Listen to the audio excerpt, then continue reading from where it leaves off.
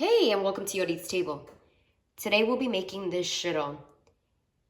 It'll be video 1 of 9 of the Tsom series, posting every Monday, Wednesdays, and Fridays.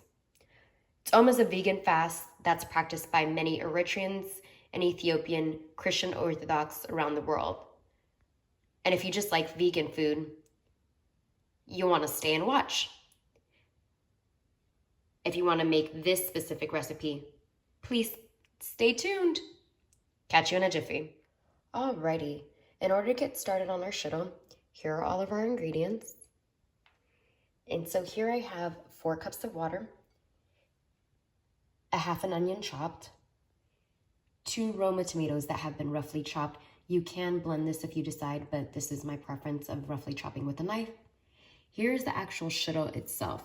So shiro is a garbanzo bean powder that has been spiced extremely well, and it will vary from household to household, so just be mindful of what it tastes like and the salt content, because that will differentiate from recipe to recipe.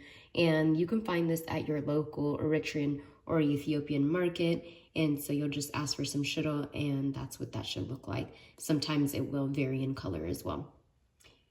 Here I have a half a jalapeno chopped, and here I have 4 cloves of garlic that have been minced. Alrighty, let's get to it. To get started, what we're gonna do is turn our burner on to a medium-high heat. I have my burner on about a 3.5, and so I'm gonna toss my onions in.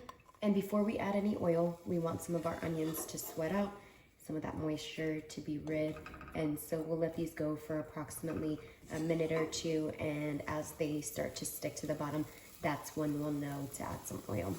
So once we have a little bit of color and onions are starting to stick, we can go ahead and add our oil. We're going to be adding approximately 2 tablespoons of oil.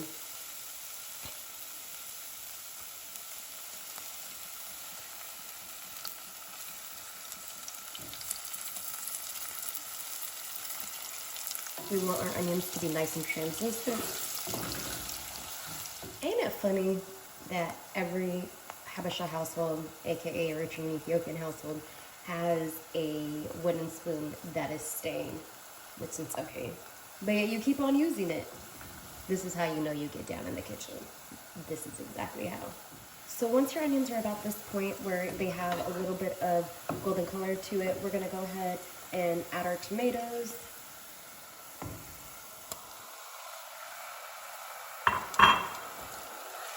And we're gonna give this a nice mix. What we want with the tomatoes is for the raw tomato taste to be cooked out. In addition to that, we also want a lot of the moisture to be evaporated. So we're gonna give this a few minutes. And about 2 to 3 minutes in, we can go ahead and add our garlic. So when my dad used to make some shiro growing up, he loved to take some raw jalapeños and take some of this mixture and just stuff them with that as kind of a side dish, if you will, for the shiro. And so as an ode to my dad, I'm just gonna go ahead and put a couple of these together.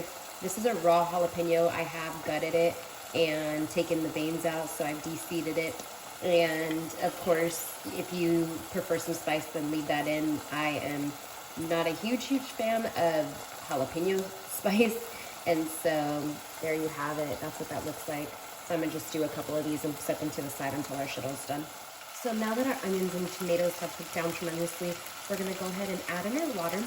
And the water will determine how much of the shiro that you have. And so I started off with 4 cups, but this is definitely a preference of how much shiro you're trying to make. And so with the 4 cups, I would say that it would probably feed a good 3 to 4 people with this amount.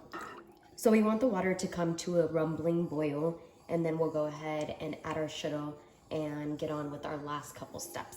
And at this point, we can actually go ahead and toss our jalapenos in and let those cook. So this is exactly what we're looking for, a rumbling boil. So we're gonna go ahead and add our shiro about a tablespoon at a time, and just be mindful of the fact that as this cooks, it does thicken. And so of course that's your preference. If you prefer a thicker shiro, then by all means continue to add some. But I myself personally like a thinner shiro, so I like to add a little bit less and allow it to thicken to the consistency that I like. So I'm gonna add about 2 tablespoons to start, and this is what we call shiroing. So I'm gonna go ahead and just give this a good mix. And you don't want any clumps. We want this to be a really smooth consistency. And you can see that I have no clumps of shiro, so I'm gonna continue to add. I'm gonna add another 2 tablespoons. And if you find any big clumps like this, you kind of want to just move it around on the side and deflate it and then mix it into your water. So I like my shiro to be a little thicker than this, so I'm gonna add 1 more heaping tablespoon and a half and give this a good mix and then allow it to just kind of cook.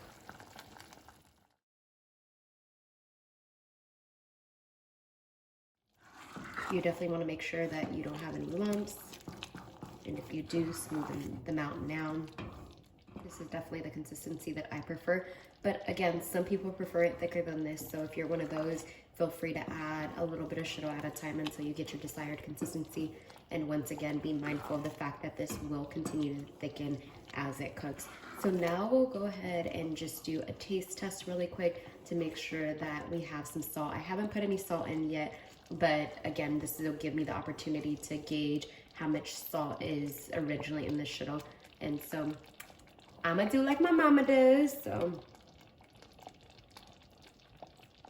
this shiro doesn't really have any salt, so I'm gonna start off by adding about a teaspoon and a half.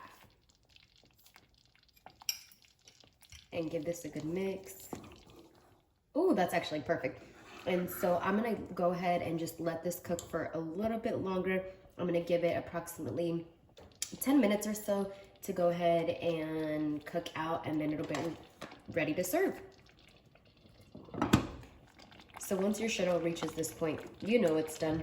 And so you'll turn off the heat, and you can serve this up on some injera, also found at your local Eritrean or Ethiopian market, or you can also eat it with pita bread if that's what you have accessible to you.